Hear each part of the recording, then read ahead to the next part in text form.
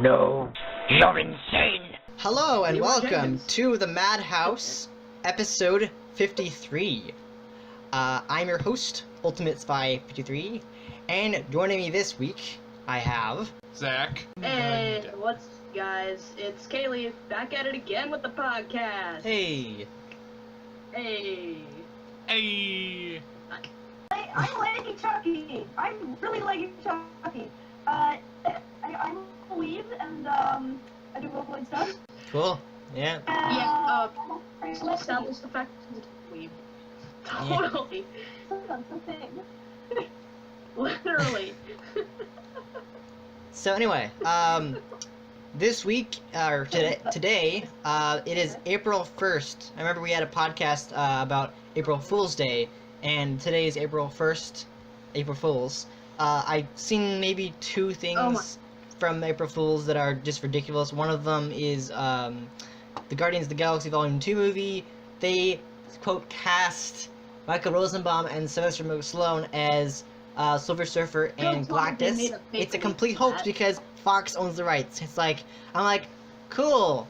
Oh wait, what day is it? Oh, what studio owns the rights to the characters? Oh, that can't happen. So anything on April Fool's Day. Yeah. You literally cannot. Yeah, always So- keep your guard up. You almost have to become like a member of the Illuminati or something. Yeah, Just, it's like, trust stupid. no one.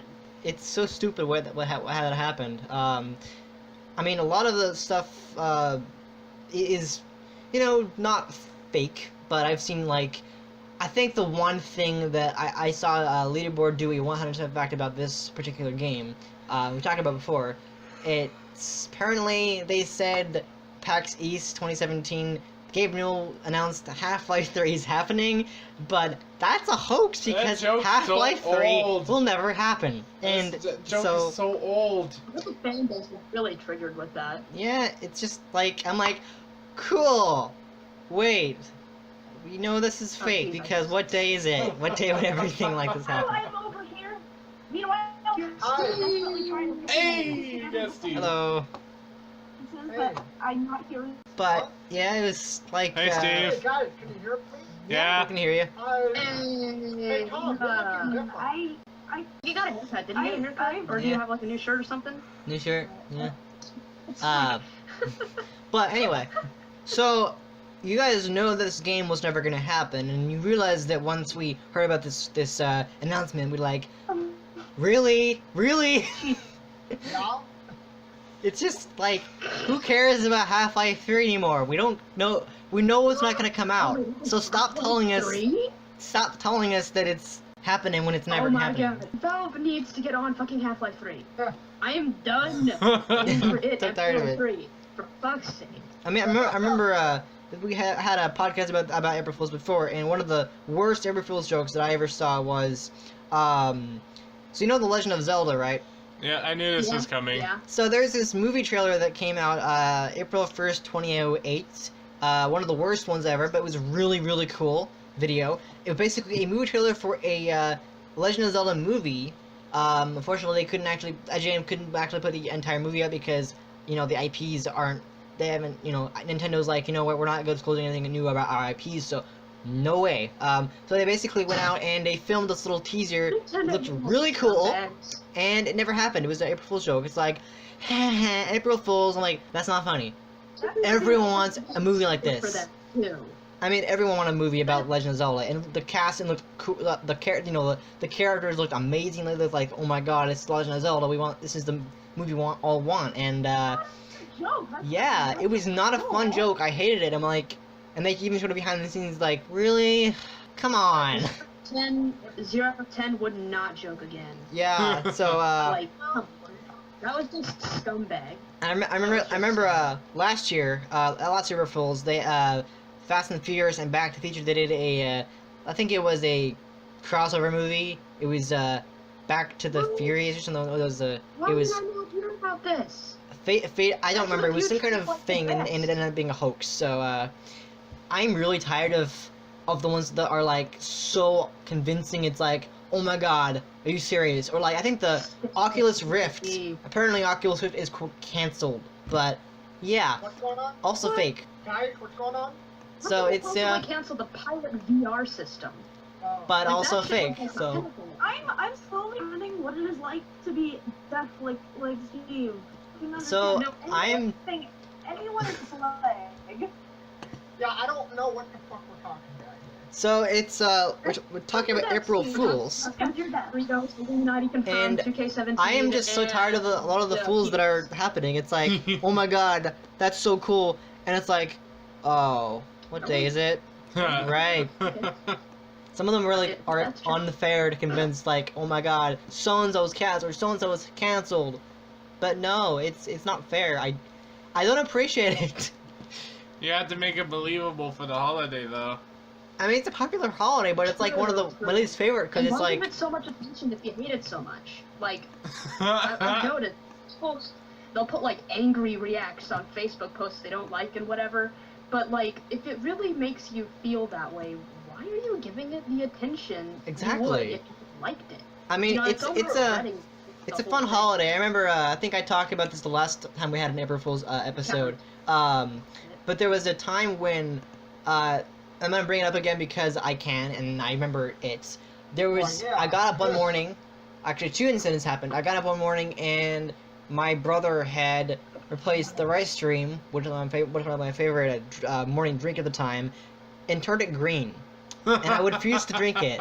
It's like, What was this? so it was years ago. I think it was back in my old place. My brother, I woke up one morning and he had turned the rice stream green, food coloring, and I refused to drink it because I thought it was something else. I mean, it was not fair. I'm like, come on, dude. So that happened. Worst prank ever. Another prank happened where he replaced cereal. He took 2 cereal boxes and swapped the cereals. That's the classic, and it was not cool. Like, come on, you can't do anything better than replacing cereals. He'll never know. It was not a very nice trick. Tom's favorite was the one that happened today, though. I mean, Yeah. if it was Lucky Charms, then like it might work. But still, but that it would was be just the like St. Patrick's Day was like 2 weeks ago. I was. You know what? That just- makes me. yeah. That reminds me. I am down for a Shamrock Shake right now. Yeah, Just curious. I don't know where I was going with that. but it was just like I could yeah. probably say I'm not gonna be here for the whole FNAF yeah, thing. of course. So we were gonna. Yeah, nah. Nah. The fan base ruined it. That's all I have to say. Let's see what are the best April Fool's jokes. I'm looking at the best April Fool's jokes because I haven't really. I've only seen like maybe 2 online. Need Doritos, Illuminati confirmed, 2K17, and tinfoil hat. A tinfoil hat? Are you I serious? mean, yeah, you need it. Oh my god!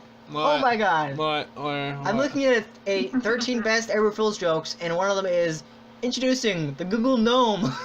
It looks like a gnome. It's a Google thing. What the fuck? Take charge of your backyard tools and come with all sorts of add-ons, including a bird bath Out attachment. of 10 would gnome again. An outdoor assistant. Google unveiled Google Gnome, an assistant for all your outdoor needs. Google Gnome is like having a tiny little meteorologist at your beck and call. Notes the description of the Google store. The little device can also take charge of your backyard tools and come with all sorts of add-ons, including a bird bath attachment. What the fuck? Oh my god. That is so bad. Yeah. See, Invisible Box. Zappos has also had found with a bit of ridiculous idea tackling a very real problem: thieves who steal boxes from your front door. The company's solution: create a box that becomes invisible. The problem is that even the customer might miss it, but it's really safer. Like, no, slow down, bro. Slow down a little. So, Invisible Box, a prank. That was real nice. Yeah, it's Like, pretty well, stupid. My package already got taken. from Oh! It's official. It says, for all the Ghost haters, men who are still getting over the PTSD after seeing women cast as the leads and Ghostbusters surely started hyperventilating when the director of that movie, Paul Feig, sent out a tweet this morning announcing a reboot of the Back to the Future with an all-female cast. It's official. I am rebooting Back to the Future with an amazing all-female cast. Hashtag Mary You know, McFly. when it's official that many times, you know it's probably false. Back to the Future, hashtag Back to the Future 18. Just saying. That doesn't make no. Oh my god, that's bad. Back to the Future. Better not be a lie, but it honestly is probably. I When don't. Burger they say, King. when they say official that many times, you know it's like 95% sure that it's gonna be a lie. I mean, some of them are pretty convincing, but it's like, really, I'm going to believe that. That's why April Fool's sucks, because so many things can be happening. It's like, ugh. So Yeah, that's why you gotta not believe pretty much anything that people say on that day. that's why it's my least favorite holiday, one of my least favorite holidays because it sucks. It's just the worst. It sucks when you get April Fool's pranked. Day off. Now that would be interesting. Like if we were to have like some sort of war or something. Yeah. That would be. the ultimate April Fool's prank. Oh It's god. like, April Fools, we just wasted $250 million for a prank on government taxes. Oh man. 10 out of 10 would up again. Would war again. I mean, I think if there was a April Fool's joke that was like, oh my god, so and so is leaving after the next movie. It's like, no. Like I don't know. Avengers Infinity War teaser trailer out now. Really? You know that the trailers don't come out until like what? A few months. Any before the movie's trailers- actually gonna- I've seen a lot of trailers where they release them and they're like, it's like, check out the new trailer for it. It's like, really? Am I really gonna believe that crap? On the bright side, there's more Steven Universe stuff going on. I don't really watch that show. Interesting. I have my own universe. Cool. No, it's Ha ha ha. Oh, I get it. Hey. That's clever. Got me for a second. 10 out of 10 would joke again. Yeah, it's The just opposite crazy. of what you just said like 5 minutes ago. Something like that. So, what has been your like favorite pranks from April Fools, like, last year, this year, year before? Any ones you remember? That is a tough one. We don't Yeah. really do that, but most of my pranks, they involve like school-related stuff. Yeah.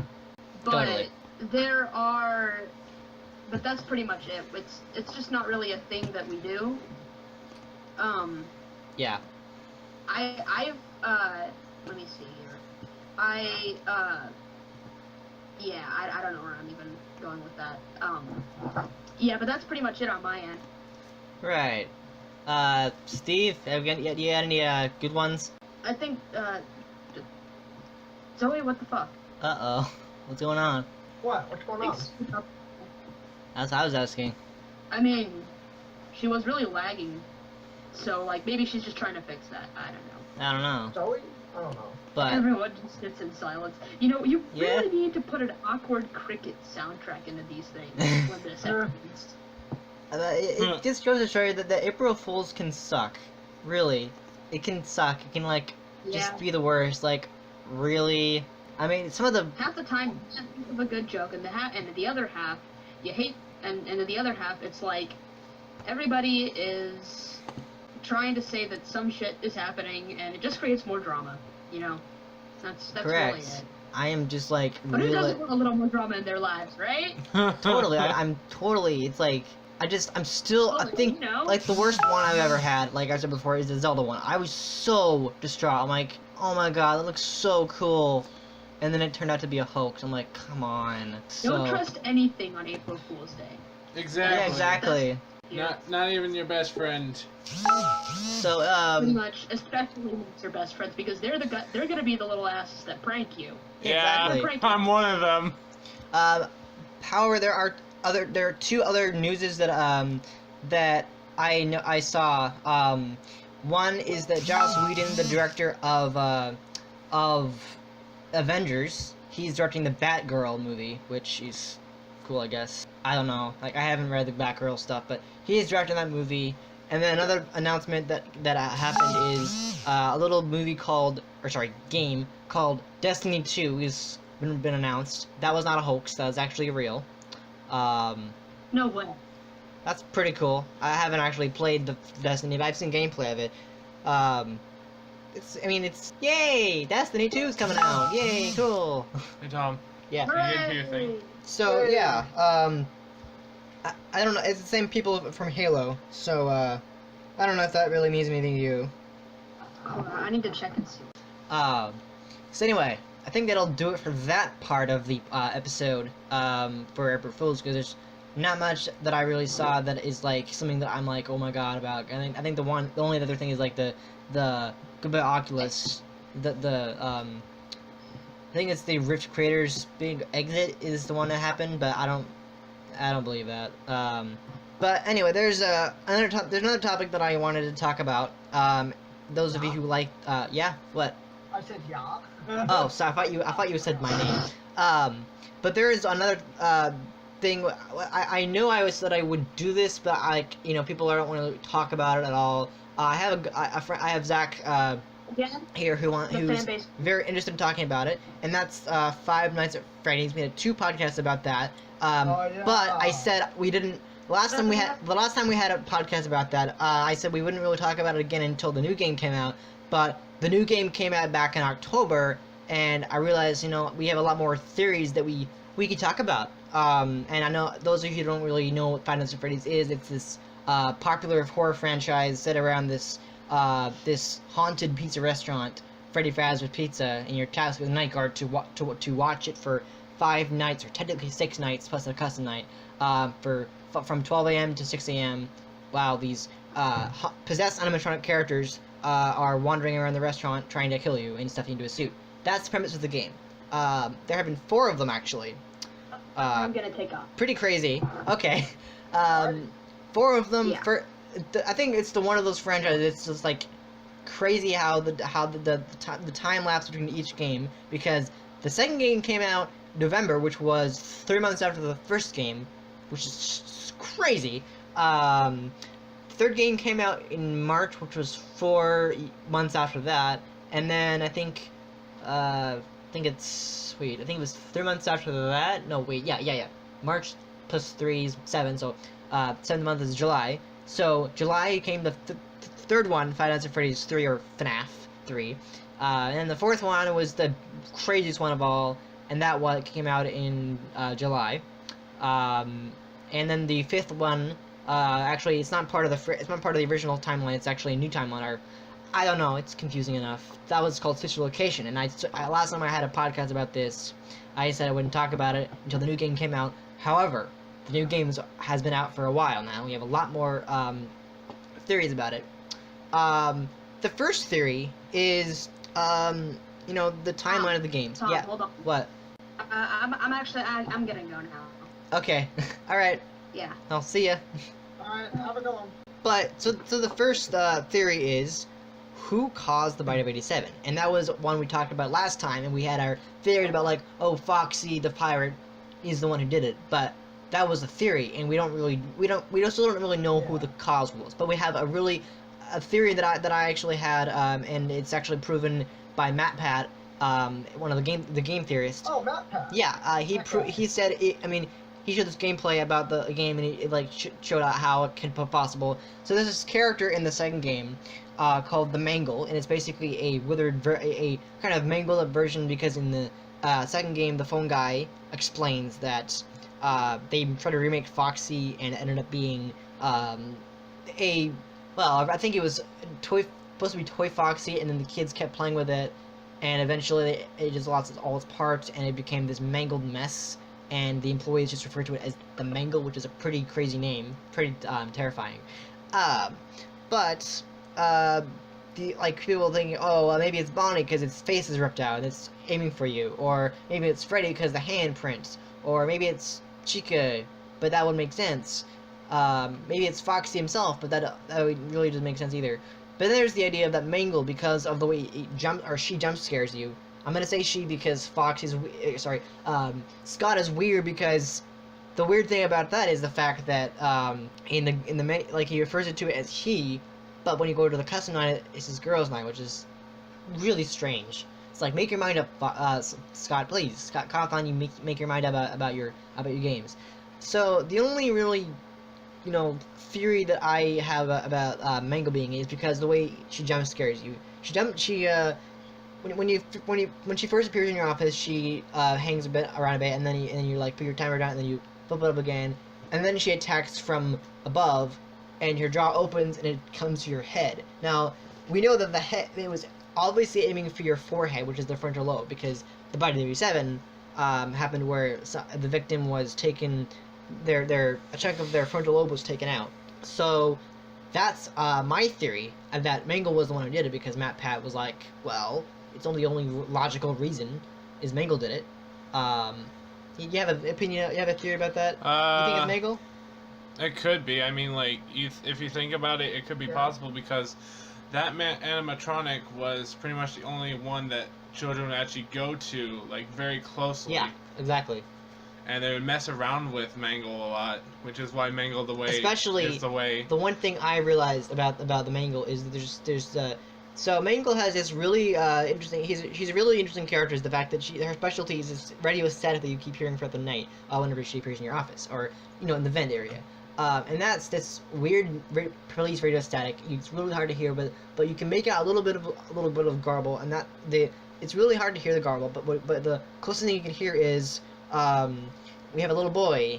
He's missing his frontal lobe. That makes no sense. Yeah, but you got to think about it. Like, maybe Mangle is the one who did, because because like I saw the theory video about, like, who could have caused it, and you have to rank out the four main ones, because their mouths are too small. You couldn't possibly fit a human skull or a human head into the mouth. This wouldn't work. But then you think about Mangle. Now, Mangle is one of those more interesting characters. Is the fact that we don't see her physical form. We don't see you don't see how she was created, and her jaw is big enough to fit into a human frontal lobe. Because in the first game, the first thing you hear is the fact that the people used to let the characters move around during the day. Yeah. But there was the Bite of 87, and that's one of the biggest mysteries of the franchise, is the Bite of 87. We don't know anything about the Bite of 87. It's strange because the year kind of passes on from 87 to 83. And that's the confusing part. I'm gonna move on to the fourth game, more terrifying game. And people thought that, because the source code, it was a bunch of 8s and 7s, that this is the year it takes place. But then you have to think about the mini games in between nights, where the crying child is going through, and you see a TV, and on the TV has a cast of a little TV show that says Fred Bear and Friends, and below that has the year 1983. Yeah. And it makes you think, okay, so this takes place in 1983. And then you see the very end of the game, you see this incident where the kid is put into a mouth and crushed, and it's like, oh, so Fred Bear caused the Bite of 87. But then the confusing part is the fact that it's not 87. It's not 87, it's 83. It's the most confusing part about the game. And that's where it's like, okay, who caused it? Mangle could have, my money is on Mangle because it's the only logical reason. The last time we had this podcast, Zach said that his money was on Foxy, but people thinking, oh, Foxy couldn't have done it. Yeah, the jaw is obvious, but like that doesn't mean it caused it. Mangle is the only reasonable one because of the static and the fact that the way she jump scares and the fact that she's staying on the roof. She's the most serious character. Also the fact that that Mangle was the one that the children would play with. Exactly. So Mangle has the chance to kind of like maybe short out or something. Exactly. Another thing with the second game is, so last time we had this podcast about Five Nights at Freddy's, it was about the fact that I was listening to it the other night, and I realized that I was wrong about it being a sequel, because I was like, oh, it has to be a sequel because they're talking about the old location. I actually had a video about that where I point out the fact that it's a prequel, because not only is it set in 1987, but when the phone guy on the first night, he talks about, welcome to your new summer job at the new improved pizza, and then he says, I wanted to forget anything you've heard about the old location. Now I was thinking, Oh, but maybe that means that the location is the first game, but that would make sense because the first game takes place in the early 90s, about 93, because of the pay wage, and that would make sense. But then I realized on the 6th night, no, it was I think it was the 5th night when the phone guy said that he was going to contact the original restaurant owner, and that was Fredbear's Family Diner. Even though the animatronics in the back room looks very similar to the ones in the first game, but there's a difference. There's a big difference. Freddy, his eyebrows look nothing like they do. A little more, round up, and his mouth is modeled differently. His face is different. He doesn't have even a button on his front, and the way they made the animatronics is different. Bonnie, his face is ripped out. He looks similar to Bonnie in the first game, but his color is different, so you couldn't be the original Bonnie. And then Chica looks way different than the original Chica. Like she doesn't even look the same. Her mouth is way too big, and she just has no arms, and it couldn't be right. And I realized that those are from Fredbear's Family Diner, and there's like in the 4th game you have the Spring Freddy suit, but that wouldn't make sense because that is, and I realized there could have been more than one era of restaurant. There could have been 2 versions of Fredbear's Family Diner in 2 different decades. Possibly. There could have been one in the late 70s and then one in the early 70s, and that's a theory that I have. And that's why FNAF 2 is one of the most terrifying games I've played, and it's the most mysterious because 2 characters, one Balloon Boy, which is the most mysterious character because we don't even know about what the Balloon Boy is because it just takes your batteries. Because he doesn't. One thing that's really weird about the second game is Balloon Boy. The phone guy doesn't even mention him. Like I had to add my own fanfic that mentions Hey, it. Mom. Sorry. No, I'm fine. Thank you. Sorry. But basically, Balloon Boy. You don't know anything about the character. He's just creepy ass. He just I don't even have an animatronic because he's in a skeleton. Yeah, he's like a statue. And he's like, ha ha ha, hello, hi. You don't even see him move. It's Hello? just, like, exactly. It's the creepiest one of them all. It And teleports. he doesn't mention why would you put a character in a game and not have the messages mention him? He appears in your office. You see him in the thing. He's like the most mysterious character. Is like the one thing that I know about the character is that he couldn't be a real character. He can be a animatronic because there's no visible under the skeleton, but you see the eyes. Yeah. His eyes who could be controlling him. Like maybe they didn't see him as much of a threat, so they didn't mention Balloon Boy. Exactly. And that brings me to the other fact that the puppet, he is so mysterious too, because like in the second game, the phone guy, he says that I never liked the puppet guy, and I never did like that puppet thing. It's always thinking it can go anywhere, and that makes me think, is it an animatronic? It doesn't have an endoskeleton. It's such a creepy character. It's hung by strings. This shitty character. It's like this terrifying character. I don't even know about I still don't know really about what the puppet is. Marionette, people calling it because of the fancy name, but we don't really know anything about it. We know he's the one who took the in the FNAF 2 minigame. We have you see the puppet. You see the children, and then you're asked to give them presents. They take the presents and then they give them life, and that's the form of the in the 4 characters. You have Chica, Bonnie, Freddy, and Foxy, and then the last second a Golden Freddy. Yeah. And it's like you don't really know much about the character, and plus he's like, does he have purple tears? Yeah. That can mean anything. Obviously the theory is that that's maybe the crying child.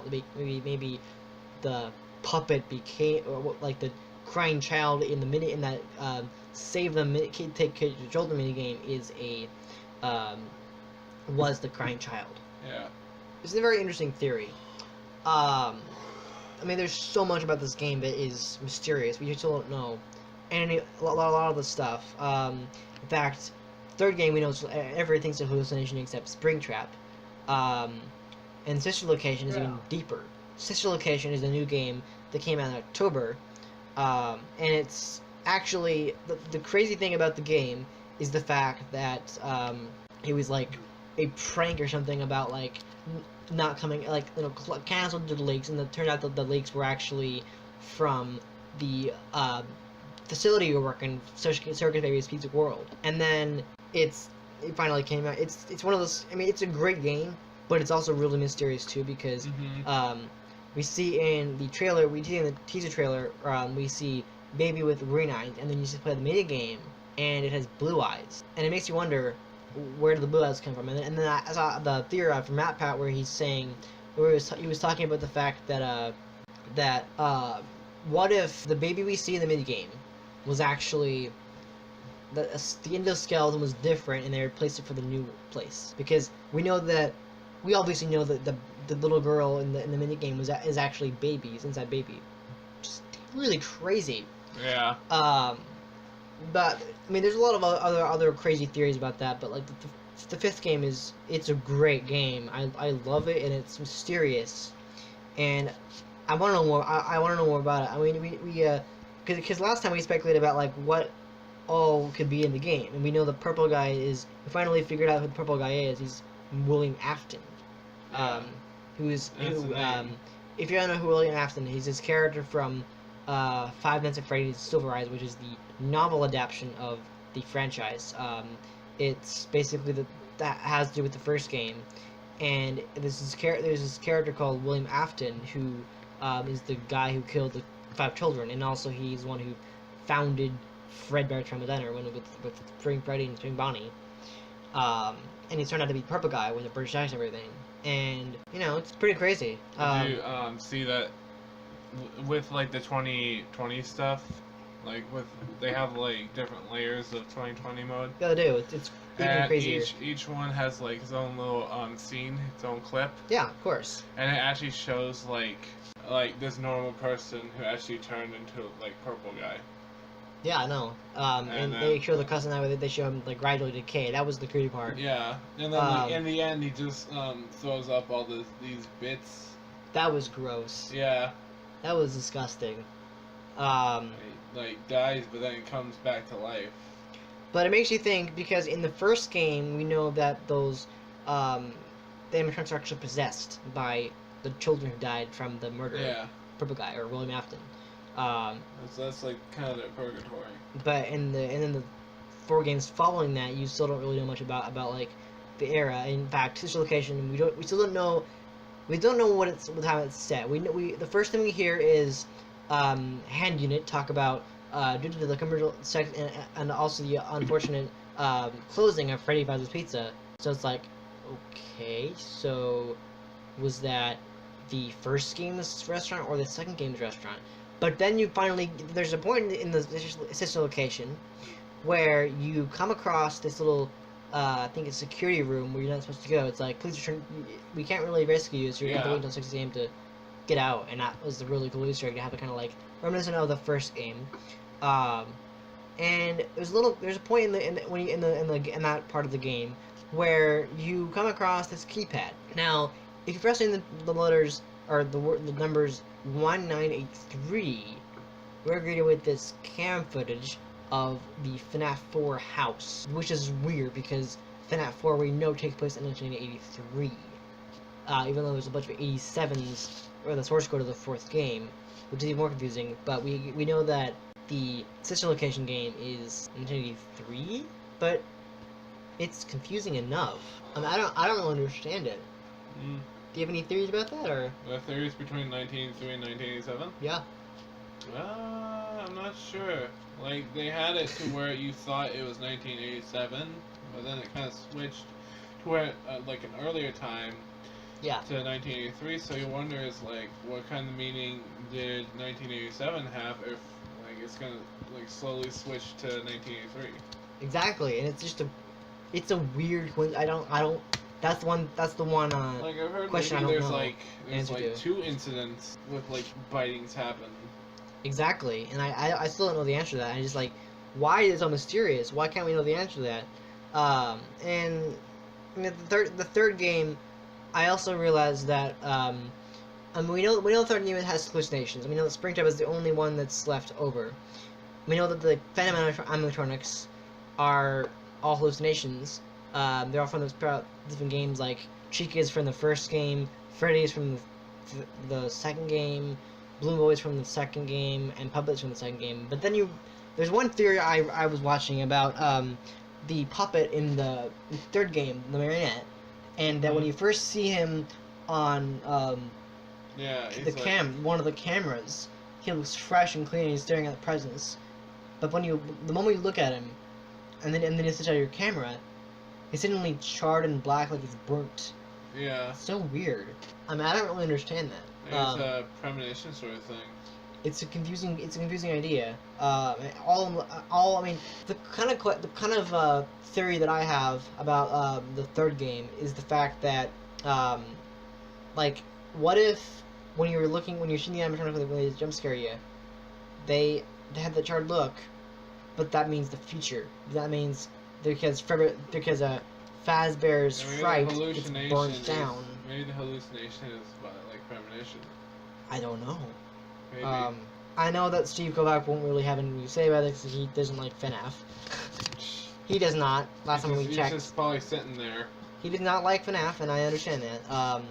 I mean, the last time I checked, he's seen the Let's Plays of it. He knows a little bit about the game, but he doesn't like it at all, and I completely understand that. He thinks it's stupid. But I have an obsession with this game. It's really fascinating, and it's just like, it's the most mysterious game I've ever, and Scott Cawthon refuses to give us any backstory about these characters at the beginning. It's like, come on.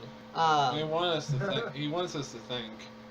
It does, and like the fact that, you know, like the first game we have him, the phone guy, dying, and then he comes back, but that's not actually the era.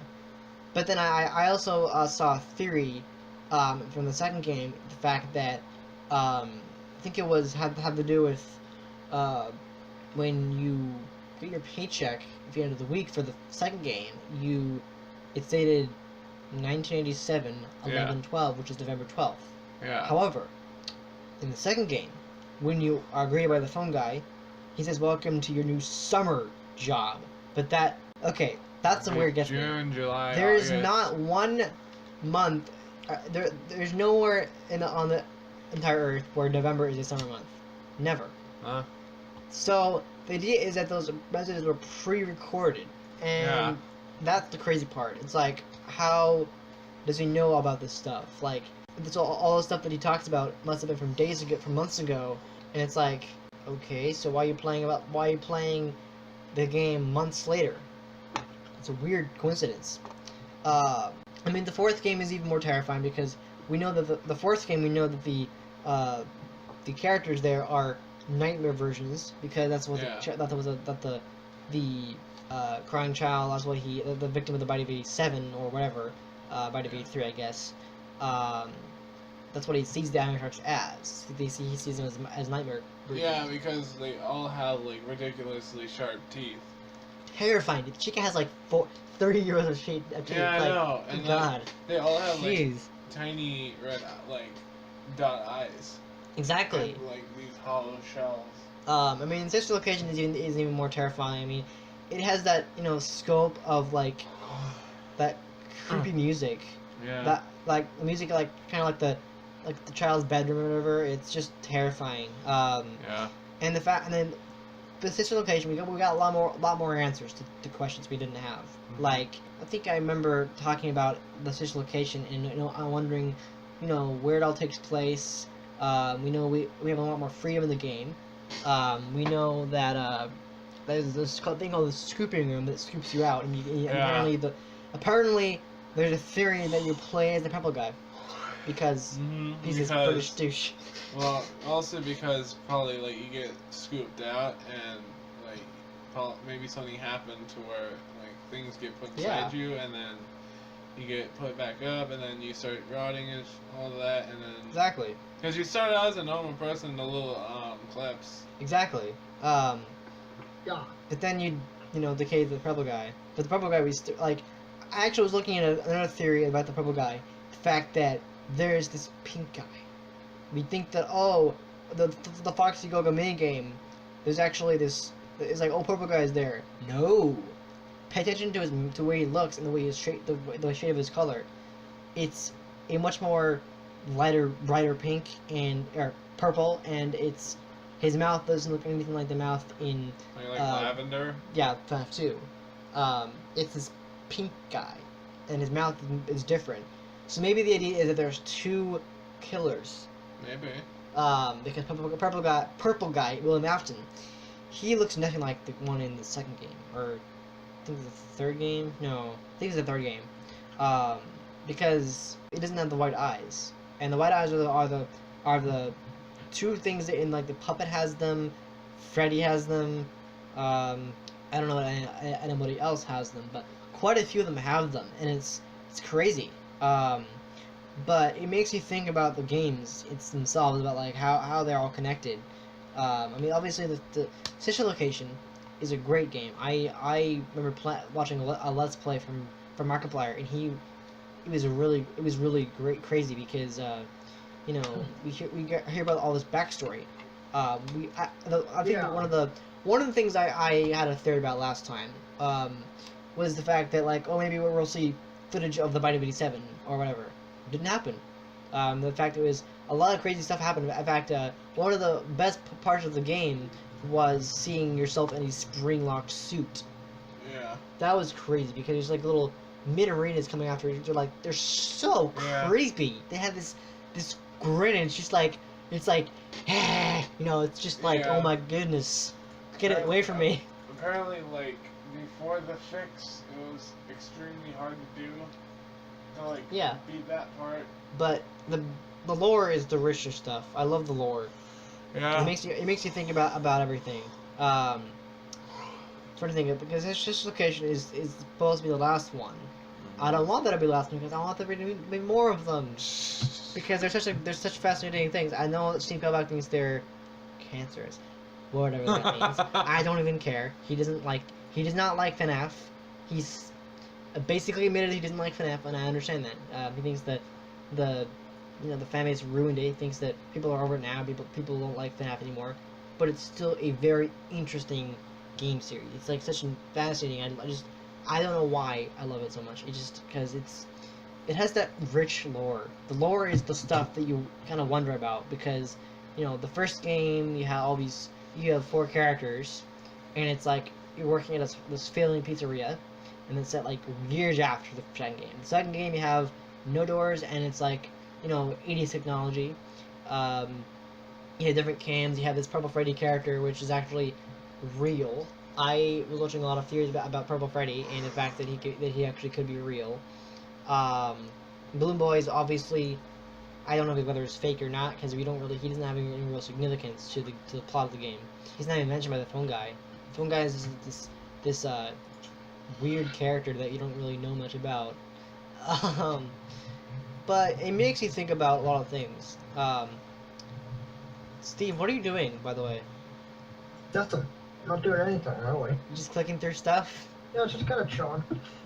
Do you have any theories about the Sister Location game at all? I know last time you didn't say you had nothing, and I don't know what to expect. Any theories about what? About Sister Location. If you're gonna say you don't care, I understand.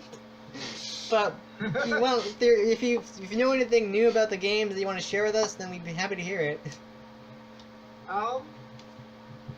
Theories about games? Have you at least seen a Let's Play or two of the new game? Or I've seen some of it, and I've definitely seen some of it. I know that much. Do you? And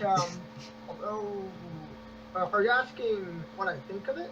What do you think? Do you have any theories about the fourth game? Sorry, the like fifth game. how things connect and stuff. Yeah. I mean, I can see a connection. It just feels like the whole series is all over the place. Because the first one is truly. Sorry. I think the first one is Sister Location. No, actually, and that was actually going to talk about that next, about the order of it. So Scott Cawthon, the brilliant man he is, decided to release them in crazy order, like make them all. It's so annoying with it. He did it with the franchise. So FNAF 1, it's like, oh, play it. And the time of release. No, you don't play the time of release. You play it. FNAF 4, FNAF Location, I guess. FNAF 2, FNAF 1, FNAF 3, what? It's like, come on! It's kind of like a puzzle. It's weird. It's like, I mean, you don't even know when FNAF 3 or FNAF 5 central location takes place. I'm just gonna call it that because it's essentially that. I don't even know.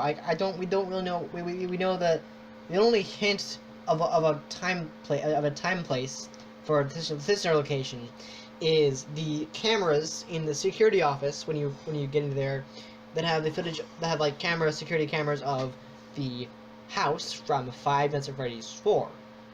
That's only you know evidence of when it takes place, or when the hand unit tells you to the you know unsuccessful you know franchise or something of Freddy Fazbear's Pizza, which makes no sense because like okay, which one? There were tons of them. There was a one in the first game, much smaller budget, yeah, but there was one in the first game. There was one in the second game. Which one is it? And that's the thing. It's like okay, which one? I mean, you assume he's talking about the second game's restaurant because it's the only logical one because that's the most recent one from the bunch. But it's like you don't know anything. You don't know about anything at all. I mean, I love the new design of the characters. I watched all the Let's Plays of Sister Location. It's a great game. It's a great game. I loved it. It has like all these connections. And we kind of I wouldn't really call it solving the mystery of Five Nights at Freddy's, but definitely gives you more ideas about the lore. Like the purple guy, he lures kids back in the back room, puts them in, and then you know puts them in animatronic suits, and they become what we know and love about the franchise. I wouldn't really say love. That's the loose term. But we know that he is the one who becomes Springtrap. We possibly know that he might have died at Springtrap in the first restaurant, but there's still not really any theories. Then the sister location comes along, and we know that we play as Purple Guy, maybe?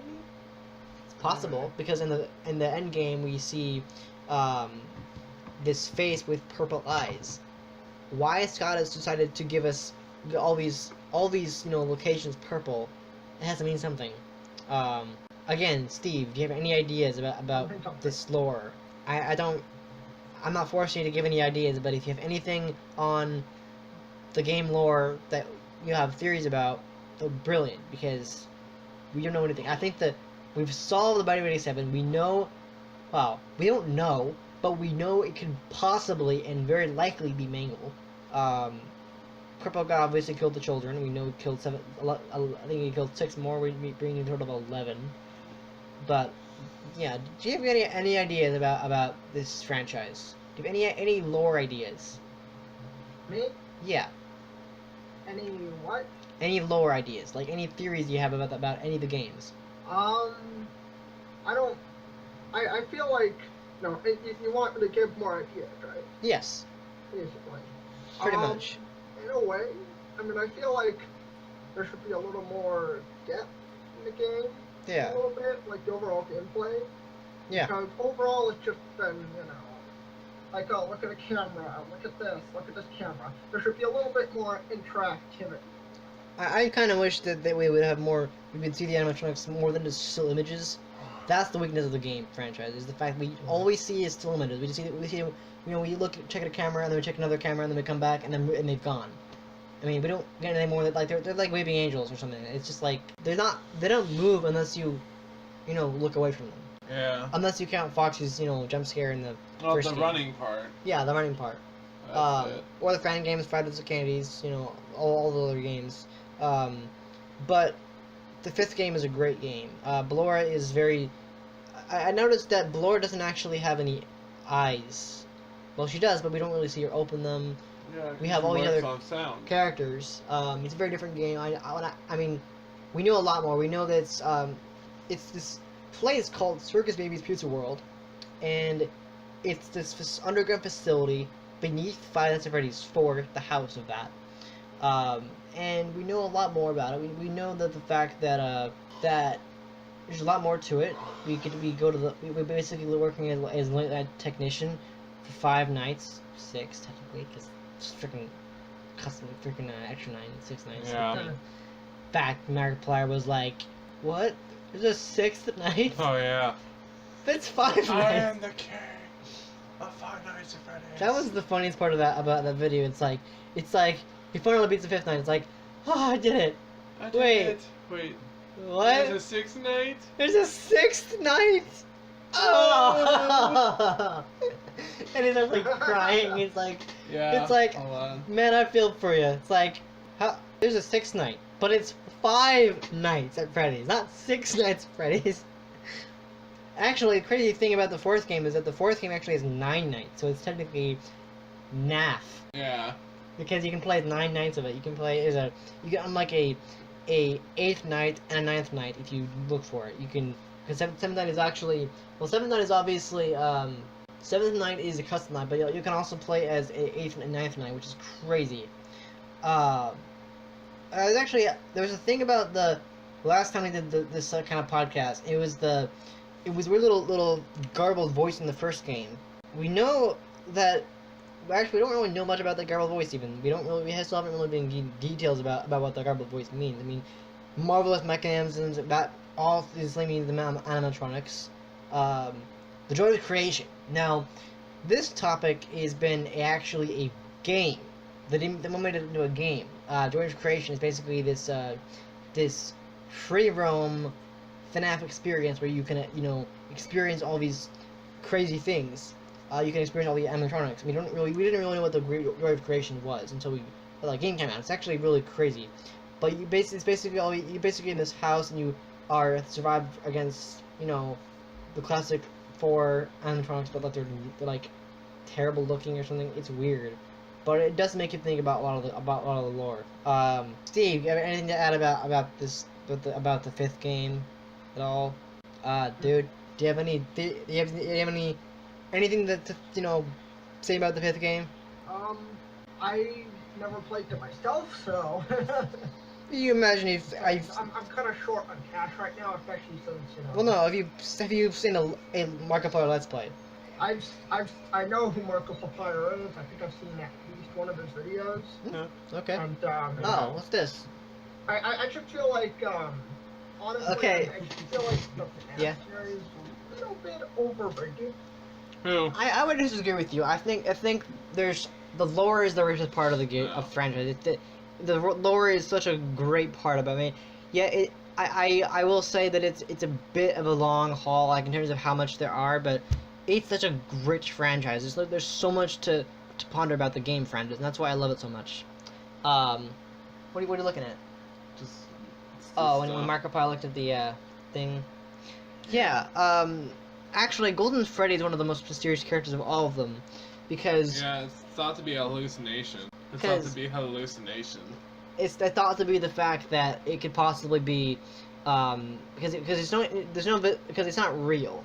We know that's not I was real. actually looking up a couple of things before we got to the FNAF, and it actually talked about like there being more to Mike than we think. Exactly. Because one of them said that Mike is the survivor Yeah, of course. of the whole killing. And Golden Freddy is one of the most mysterious characters of all time because we know in all the game, at least the first 3 games, I think technically the 4th game with Fredbear, but Yeah. the first 3 games we have this Golden Freddy animatronic which is lifeless. Yeah. It appears if you on one of the cams you can rarely see this. He'll come and it'll be like a poster and then it'll be in your a office. poster of its face. And it makes you think like if Golden Freddy is not real. I mean, it's obviously a hallucination because Yeah. you can't see his endoskeleton until you get to the second game. But he doesn't. It's like he doesn't have a soul. He's lifeless. He's just like his lip. But That's yeah, another thing. It's like, why is Golden Freddy there? it's like it's just. I mean, his scream. It's like it's like that. It's like And crash. weird. But it's the thing to ponder about that game. The 5th game was the craziest game ever because you were treated to so much amazing stuff. You got, cause like, Foxy, you got Funtime Foxy, you got Ballora, you got Bitty Babs, Yeah. you got Marinarinas. God, I hate those things. Yeah. They latch onto you. And they just cover your face screen. up. It's like, oh fuck, I'm fucked. And then like draining your power too. Oh yes, that thing too. Draining your air supply. Definitely. That's crazy. But I definitely say that I know the fact that the 5th game, we have a lot of answers. We know that, well, we we know more about the purple guy because we wanted to know more about the purple guy. Oh, yeah. Apparently, that was I feel like that was the one question we wanted to know, who was the purple guy. We finally get the answer. Yeah. William Afton, and he's actually this guy. In the cutscenes, you see him decay to this sort of like, Yeah. it's like Yeah, like everyone's waving at him, and then and it's like, and then oh into it, everyone's like, oh god. everyone's just like, it starts out with everyone waving at him, and then everyone keeps waving at him, and then there's this one guy who doesn't wave at him because he's getting a little bit pale, and Yeah, it starts exactly. going on and on until everyone's hiding their house, and he's all purple, and he throws up and dies. And then Exactly. comes back to life. I mean, it's crazy. The cutscene is a very, very fun game. It's very stressful, but it definitely has that same idea. It's kind of weird though. Like, why would he turn purple though? I don't know. I mean, it's crazy. I mean, Yeah, it's like why? why like, specifically purple? He was green, which is like kind of like the normal color you think of, like oh, Steve left. Oh well. But So yeah, you get the idea. I mean, it's crazy how far we've there's come. pieces like that in there, and then pieces out of there, and then it's just like, I want to know more. and it leaves a lot to the mind. It does. I mean, Sister Location is one of the best games I've ever seen. And I loved it. I love watching it. It's so creepy. It is so dark to have all this amazing stuff in it. I mean, probably is so mysterious, but we have a little more information since Sister Location came out. But we still don't know like everything. Still, we don't. Mhm. We know. Well, We know- I wouldn't say we know what the Bite of 87 was, but I know we have a theory that I really think that Mangle did it.